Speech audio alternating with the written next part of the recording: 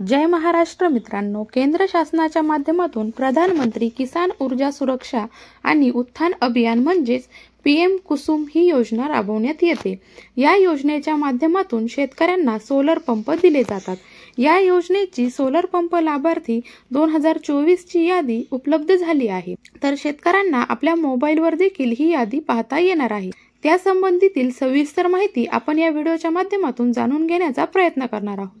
त्यामुळे व्हिडिओ नक्की शेवटपर्यंत पहा आणि आपल्या चॅनलवर पहिल्यांदाच आला असाल तर चॅनलला सबस्क्राइब करून घ्या, जेणेकरून अशाच प्रकारचे नवनवीन व्हिडिओ तुम्हाला या ठिकाणी भेटत राहतील।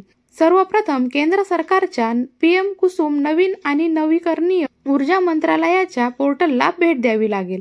त्यानंतर PM कुसुम नवीन आणि नवीकरणीय ऊर्जा मंत्रालय पोर्टल हे पोर्टल ओपन होईल। यामध्ये होम पेजवर सर्वात शेवटी असलेल्या पब्लिक इन्फॉर्मेशन या पर्यायात असलेल्या स्कीम बेनिफिशियरी लिस्ट या पर्यायावर क्लिक करावे लागेल।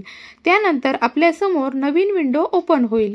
यामध्ये आपले राज्य, जिल्हा, पंप क्षमता आणि इन्स्टॉल केल्याचे वर्ष असे पर्याय दिसतील।